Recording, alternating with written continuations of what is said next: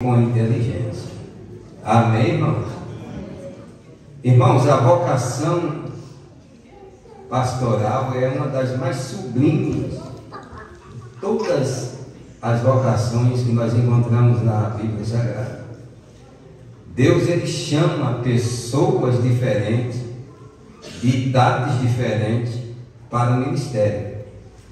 Se você observar que quando Deus chamou o profeta Jeremias, ele ainda era o que, irmãos? Uma criança. Olha o que diz aqui o versículo de número 1, capítulo 1, versículo 5. Antes que te formasse no ventre, te conheci, e antes que saísse da madre, te santifiquei, e as nações te dei por profeta. Então, o nascimento anunciado de Jeremias foi aquilo que foi, porque o Senhor o havia escolhido. Amém, irmãos? Deus chamou Saulo, ou seja, Deus chamou o profeta Isaías quando a nação estava em crise, crise política, crise religiosa, crise institucional. Deus chamou Jeremias. E detalhe, quando Deus chamou a Jeremias, Jeremias passou por um processo que nós encontramos no livro que leva o seu nome. E a experiência que ele teve com Deus, aquela visão, capítulo número 6, a Bíblia diz que, vamos ler, Jeremias capítulo 6, a sua vocação, a sua chamada, no ano que morreu o rei Uzias, no ano que morreu o rei Uzias, eu vi o Senhor. Olha a experiência. Ele viu o Senhor aonde? Assentado num alto e sublime trono. Aí teve aquela revelação muito grande que os serafins estavam acima dele, cada um tinha 6 asas, com 2 cobriu o seu rosto, com 2 cobriu os seus pés, e com 2 voavam, e clamavam uns para o outro, dizendo: Santo, Santo, Santo é o Senhor dos exércitos, toda a terra está cheia da sua glória. Quando Deus chamou o profeta Isaías, após a morte do seu tio, o rei Uzias, ele diz que ele viu o Senhor. Ou seja, ele teve uma experiência pessoal com Deus, porque o testemunho do outro é muito lindo de se ouvir, sim ou não? Até nos edificam. Mas a experiência pessoal com Deus, ela marca a nossa vida. Uma pessoa que tem uma experiência com Deus, ele fica marcado pelo próprio Deus. E ele aprende a conhecer Deus e quem ele é de fato. Deus é santo, santo, santo. Mas a Bíblia diz que Deus também chamou tantos outros, como Pedro, depois de casado. Chamou Paulo quando ele perseguia a igreja do Senhor. Tinha cartas na mão para matar, para perseguir. E a Bíblia diz no capítulo 9 de Atos dos Apóstolos, no caminho de Damasco, uma luz muito esplendorosa apareceu ali. E a Bíblia diz que Paulo, ele conheceu a Jesus naquele momento. Então, observe bem, Deus, como eu havia lido aqui, é Deus quem dá pastores à igreja. Não existe igreja sem pastor, e também não existe pastor sem igreja. Seu ministério, ele não é procurado. Ser pastor não é sair por aí procurando ser, não. Pastor é alguém que recebe uma chamada e uma vocação da parte de Deus. A vocação pastoral, ela não é terrena, não é, porque se fosse ele não ia muito adiante, irmãos. A vocação pastoral, ela é uma vocação celestial. A motivação que deve arder no coração do pastor não é uma motivação humana, né? Não é uma motivação financeira, porque se for, a pessoa vai se perder no caminho.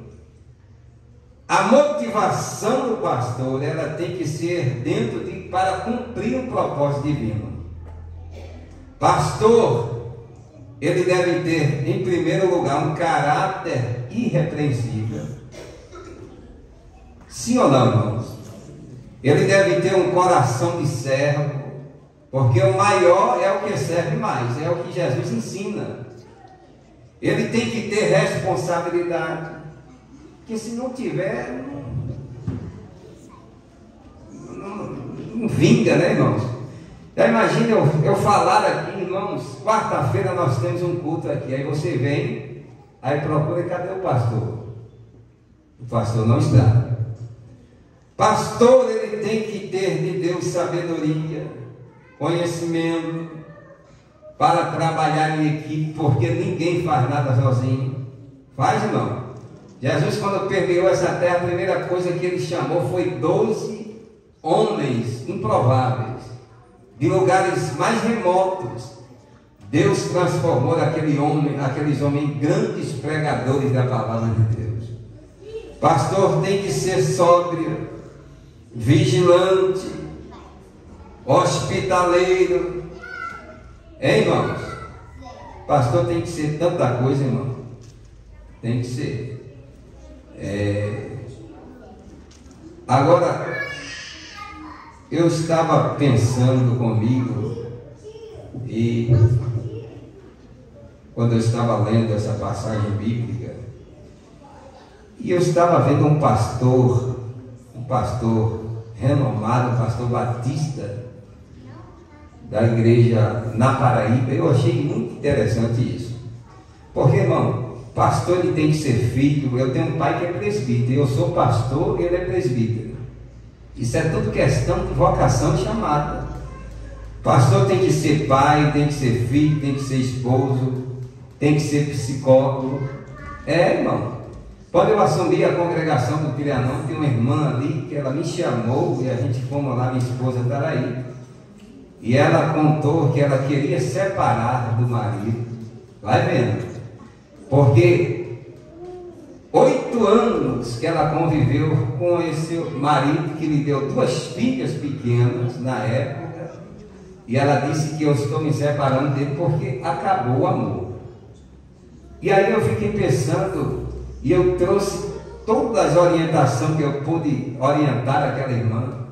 Irmão, porque a gente, o que mais se vê é as mulheres serem abandonadas no seu casamento pelos seus maridos. É o que mais se vê, deixando as mães solteiras com filho e responsabilidade. É assim ou não é? E aquela irmã decidiu no coração de 8 anos que conviveu com aquele moço, ela queria se separar e separou porque acabou o amor. Por sua vez, o seu ex-esposo conversando comigo, ele disse: olha, pastor, eu estou tentando e lutando para a reconciliação do meu casamento, porque a minha esposa, ela me induziu a fazer vasectomia, que é uma cirurgia que todos aqui conhecem, e eu fiz.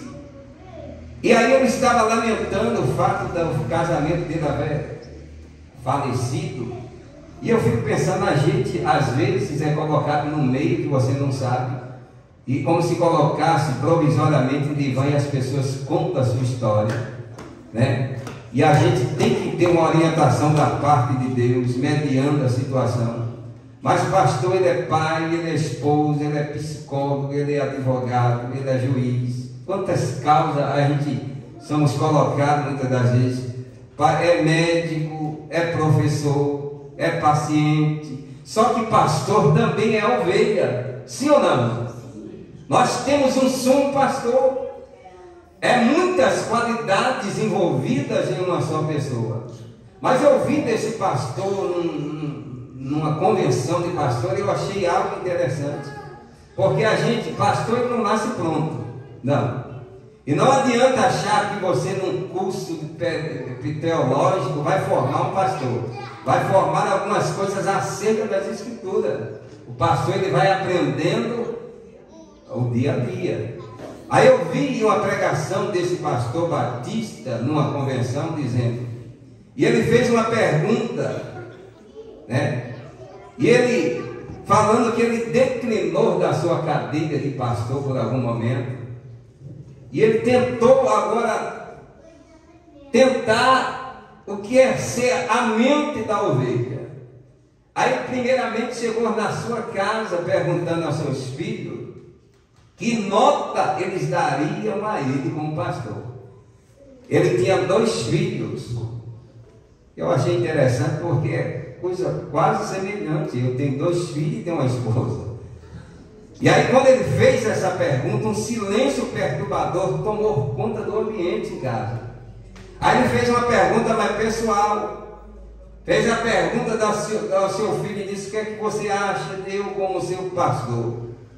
O seu filho disse: olha, pai, o Senhor é muito ausente, dada a responsabilidade que ele tinha de viajar muito, né? Porque às vezes o pastor está cuidando da família do outro, só que ele tem uma família também para cuidar, sim ou não? A sua filha, por sua vez, quando perguntou como era ele como pai, como pastor, ele disse: pai, por favor, me poupe. Aí ele fez a pergunta pessoal à mulher e a mulher disse: olha, depois a gente conversa. Hein, irmão? O que é que vocês acham? Observe. Aí ele começou a pensar: por que eu fui perguntar? Aí ele trouxe uma mensagem muito interessante. O pastor que eu gostaria de ter, a mente de ovelha, desceu alguns degraus, disse no coração da ovelha: qual pastor que eu gostaria de ter? Aí ele disse aqui: olha, eu gostaria do pastor que me influencie numa vida de oração. É lindo isso, né, irmão? Um pastor que ore e que me influencia uma vida de oração. Qual a mente da ovelha? Qual o pastor que você gostaria de ter? É um pastor que acompanhasse as minhas crises mais de perto. E existe muito, sim ou não? Tantas crises familiares, tantas crises no meio das famílias, né? E aí no coração da ovelha eu quero um pastor que me acompanhe no meu momento de dificuldade, que ore comigo, que tenha uma palavra de Deus na hora certa. É assim ou não é? Mas, irmãos, antes de qualquer outra coisa de ser pastor, antes de Deus olhar para a oferta de Caim ou de Abel, antes de Deus ver primeiro a oferta, Ele olha para quê? Para o coração do ofertante. Eu posso ser muitas das vezes não ser aquilo que falo, porque o ser humano não sempre é aquilo que fala, sim ou não? Eu posso não ser aquilo que eu ouço, eu posso não ser aquilo que eu sinto, mas eu sou aquilo que falo, ou que faço, na verdade. Porque eu posso falar de santidade e ser uma pessoa profana, sim ou não? Eu posso falar e exigir de você e não ser aquilo que eu exijo de você. Eu posso ouvir uma palavra, eu posso sentir alguma coisa, mas o que fortalece as minhas palavras são as minhas atitudes, meu irmão. O que eu faço é aquilo que sou, e isso torna a minha natureza. Por isso não adianta eu ser pastor e chamar alguém para orar e não orar juntamente com ele, sim ou não? O que é que esse irmão acha? Irmão, venha para o culto, mas você procura o pastor, e cadê o pastor? Então é essa responsabilidade que nós temos como pastor, como ensinador. Um pastor que eu gostaria de ter é um pastor que me falasse sobre Deus, que me inspirasse uma vida de oração. Um pastor que falasse sobre perdão, sobre misericórdia, que ensinasse mais sobre a fé, que me inspirasse sobre uma vida de santidade. como eu havia dito que caminhasse comigo nas minhas crises, nas minhas lutas, no meu sofrimento. Isso é um pastor que toda ovelha gostaria de ter. É assim ou não é? Um pastor que fosse apaixonado por Jesus e pelo seu reino.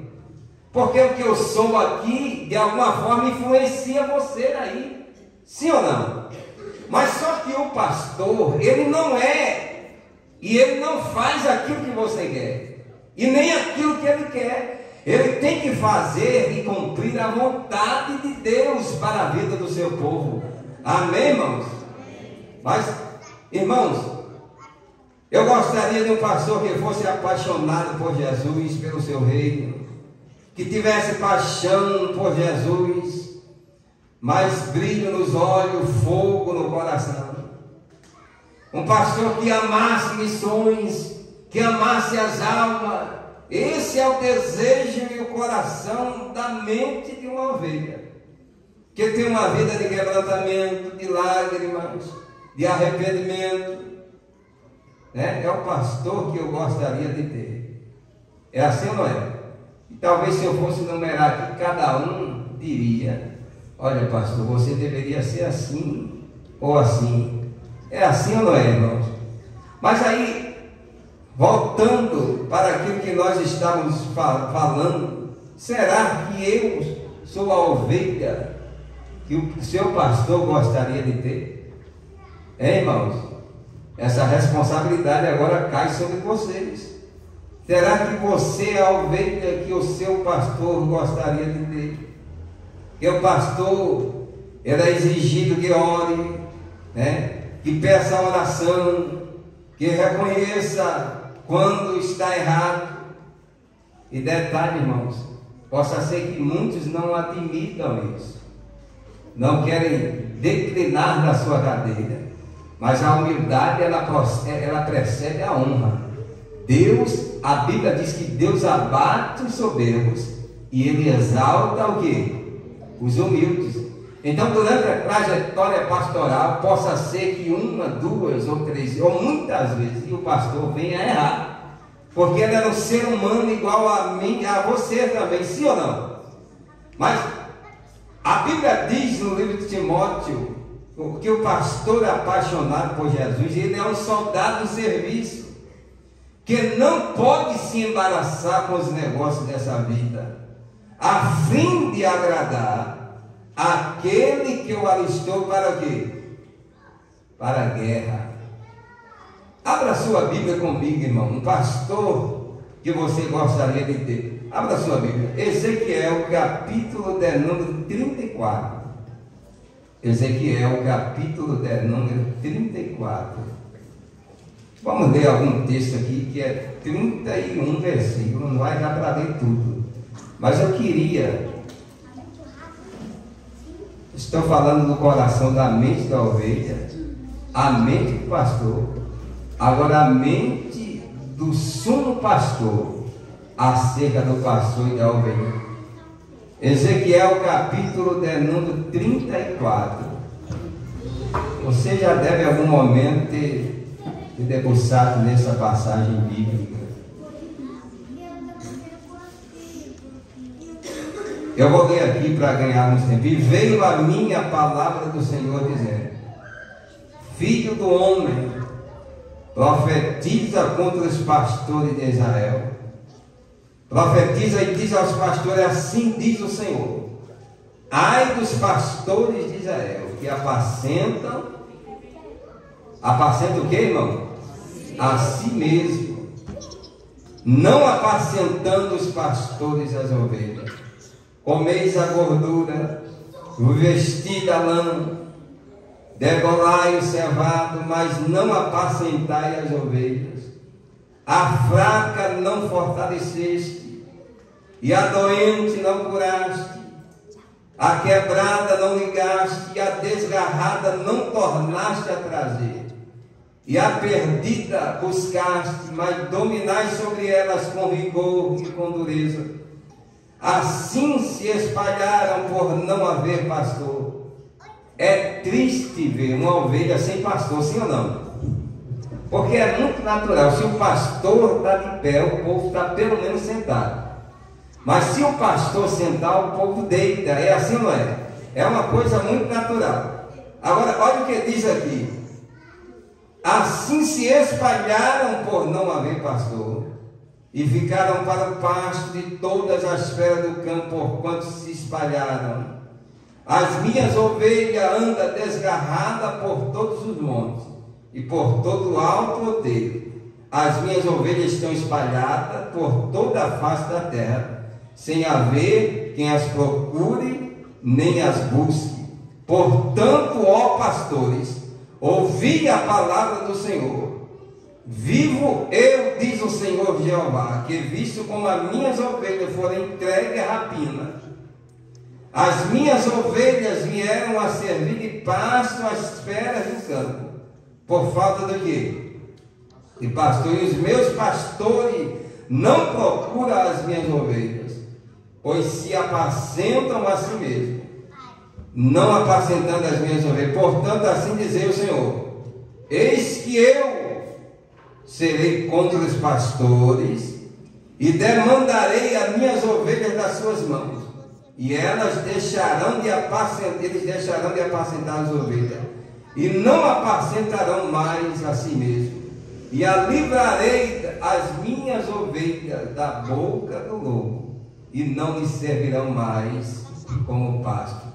Irmão, a Bíblia diz no capítulo 10 do Evangelho segundo escreveu São João, Jesus como sumo pastor, ele disse: eu sou o bom pastor. E o bom pastor, ele fez o quê? Ele dá a sua vida pelas ovelhas.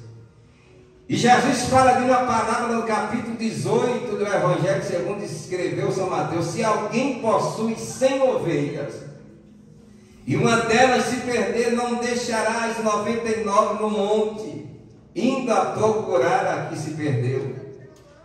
Por isso, irmãos, é uma tarefa muito nobre ser pastor de ovelha, mas a responsabilidade ela é muito grandiosa. É por isso que quando Pedro, no capítulo 21 do Evangelho segundo escreveu São Mateus, Jesus olhou para Pedro e disse: Simão Pedro, tu me amas? E ele disseram: Senhor, eu te amo. E a pergunta se fez pela segunda vez: Pedro, tu me amas, Pedro? E ele disse: Senhor, tu sabes que eu te amo. Pela terceira vez: Pedro, tu me amas? E Pedro ficou um pouco meio que desengonçado ali. Aí ele disse assim: ó, Senhor, eu te amo, então apacenta as minhas ovelhas. O que eu quero dizer com isso, irmão? Lembrai-vos do vosso pastor, como foi dito aqui, porque é muito fácil alguém de fora fazer um julgamento precipitado, é ou não é? Mas olha que a Bíblia: lembrai dos vossos pastores que vos falaram a palavra de Deus, a fé das quais imitais, atentando para a sua vã maneira de viver. Irmão, é muito triste o que nós estamos vivendo no nosso cenário brasileiro.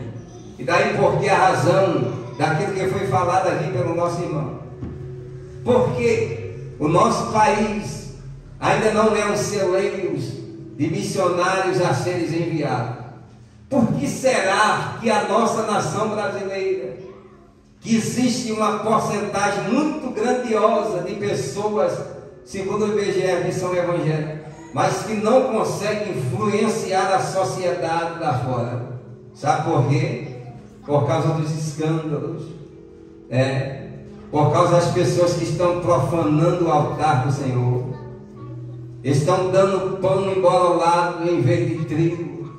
E é triste e lamentável os escândalos que existem nesse meio, mas que Deus possa trazer nesses últimos dias um avivamento que possa começar do altar e esparramando até a igreja do Senhor, para levantar um celeiro de pessoas despertadas e avivadas pelo poder de Deus. Irmão, a igreja primitiva, nos seus dias, ela era uma igreja atuante. E aquilo que eles haviam recebido do Senhor, e ao pregar, eles começavam a influenciar a sociedade dos seus dias. Eu pregava aqui na sexta-feira que o crente, ele não pode perder a sua identidade como sal. Ele não pode perder a sua essência. Sal, ele tem que ser sal em qualquer lugar. E se um dia nós perdemos a nossa identidade, a nossa essência, pelaquilo que nós devemos ser, Jesus diz: vós sereis, não, vós sois o sal da terra. Então, irmão, nós temos que, como sal, influenciar este mundo de pecado e de horror. Para isso nós precisamos buscar a Deus cada vez mais, pedir a Deus um avivamento no nosso meio. Hein, irmãos? Isso vem a partir de cada um de nós. Pedir a Deus um despertamento, pedir a Deus batismo com o Espírito Santo, voltarmos a orar mais, buscar mais a Deus enquanto se pode achar, invocar-o enquanto está perto, porque nós estamos vivendo os momentos finais da nossa peregrinação. Amém, irmãos?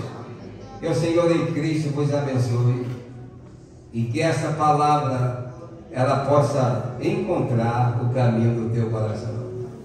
Não basta ser crente somente, precisa ser salvo para no céu morar. Não basta ser filho de crente, porque o pai não pode o filho salvar. Não basta ser crente no lar, em todo lugar precisa brigar. Se você não está brigando, cuidado, não deixa o azeite faltar. Se você não está brilhando, cuidado, não deixa o azeite faltar. Enquanto tem vaso, o azeite jamais para de jorrar. É fonte de Deus, é poder do céu, é combustível santo e não pode faltar. O azeite de Deus não vai se apagar, é inesgotável.